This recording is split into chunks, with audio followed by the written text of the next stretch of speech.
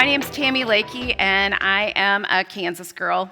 I was born and raised in flyover country, and I can definitely hold my own in a conversation about farming or cattle ranching. And to prove just how Kansas girl I am, I even wore my ruby red slippers, cowboy boots, today. There's no place like home, and that's what I want to tell you about today. God is already using the story of what he's doing in my hometown of Newton, Kansas, to catalyze a missional movement in our region. Once upon a time, this Kansas girl dreamed of becoming a missionary, like legit, move halfway across the world, learn the language, learn the culture, plant churches. I was going to be a lifer. But as often happens, smart and sassy girl, met a really great guy, got married, started a family, and just settled into a really cozy routine of life. Fast forward to the spring of 2014. That was when I had the privilege to attend Exponential for the very first time as a volunteer. I sat in the back of many breakout sessions that year and got an idea of what planting the church could actually look like. I was introduced to an incarnational approach, and to me, it just made sense. It was like this collision of my heart for global missions with my interest in church planting. Instead of going home and rolling out a world map and pining for where God might let us go, we laid out a map of the city of Newton and asked God where he might want our family to plant ourselves in Newton. He helped my husband and I, along with our 6 kids, see ourselves as sent missionaries. We began to truly listen and learn, and we leaned in. We saw where God was already at work and how, given our talents and resources, he might invite us into that work. On my 40th birthday, God gave me a gift. He gave me a vision. It was a vision of a third place in our new neighborhood, a place where kids could come and they could play games and they could get help with homework and maybe even have a snack of cookies and milk. But it would also be a place where loving adults in our community could come and they could engage those kids and maybe even each other to build a community and change the narrative of our small town. We already had a nonprofit specifically focused on caring for the fatherless in China, but this vision propelled our board to restructure our nonprofit to become an umbrella organization that would be for global initiatives. We renamed it So Shine Foundation, inspired by the promise of Jesus in Matthew 5:16, and continued waiting on God to provide the details for a Newton initiative. Okay, so we're not in Kansas anymore, and since I'm a Kansas girl, I'm gonna just loosely take my cues this morning from The Wizard of Oz. So the problem that the church, I think, is facing today is that we need a new brain, a renewed heart, and Holy Spirit-empowered courage. The church has always had a brain, and he is Jesus. After all, he's the head of the church. Albert Einstein said the definition of insanity is doing the same thing over and over again, but expecting different results. We as the church are insane to think that we don't need a paradigm shift right now. What we've been doing isn't working anymore.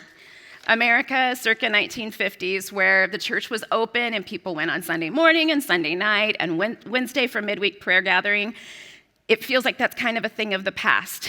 So what we need to do is we need to rethink what it looks like to actually be Jesus in our culture.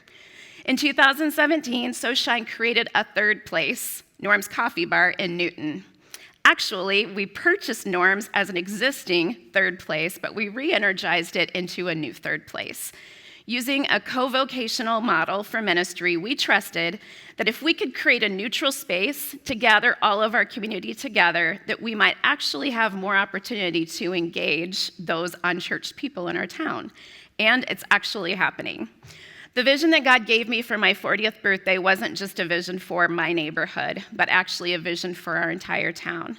We ended up creating an after-school program in our coffee bar for the 5th and 6th graders of our community.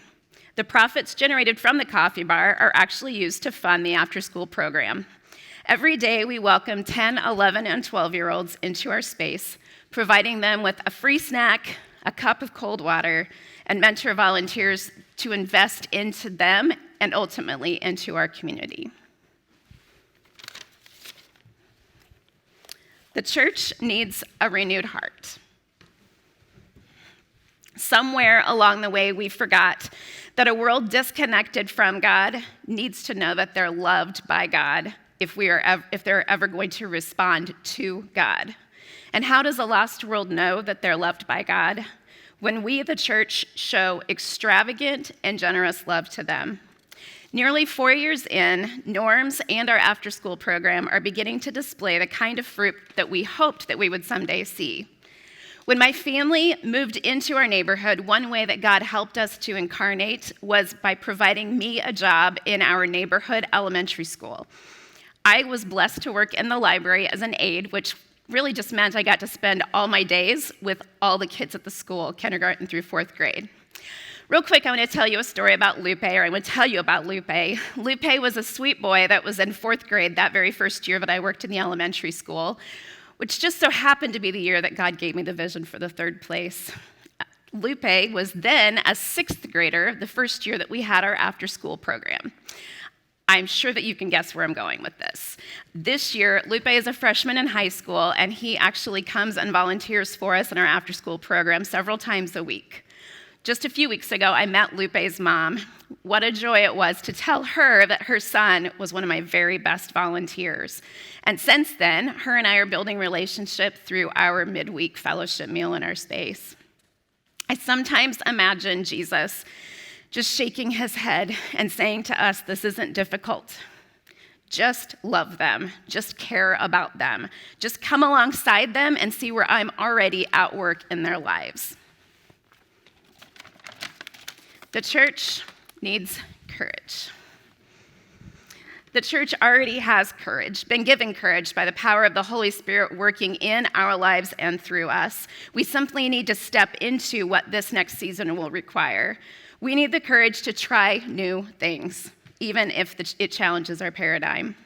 The Spirit gave our board the courage to lead strong through the pandemic.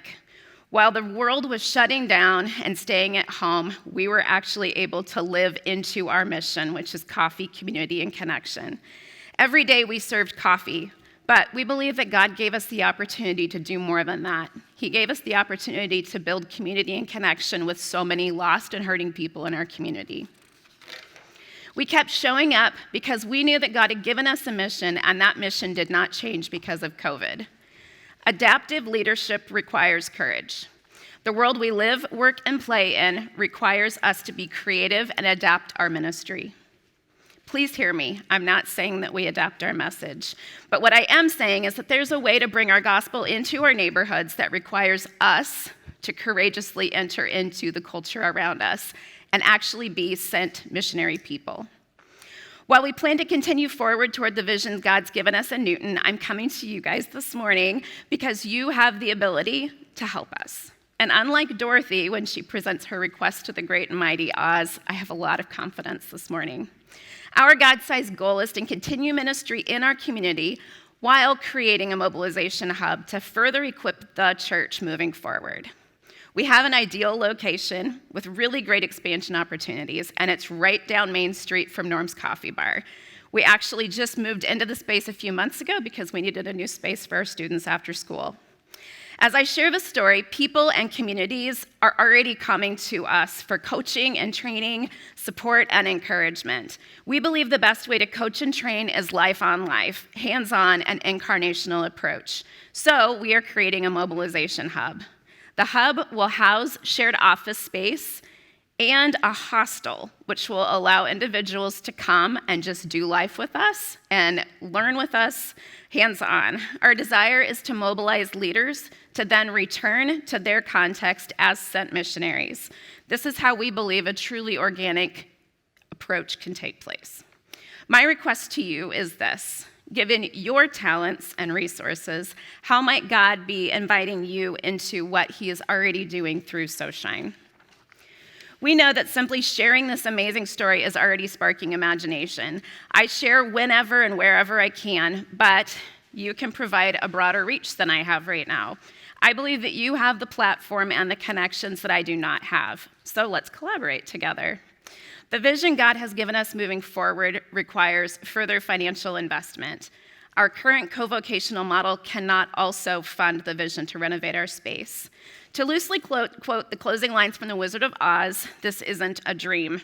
It's the future of the church. And you, and you, and you, and you, and you can join us. There's truly no place like home.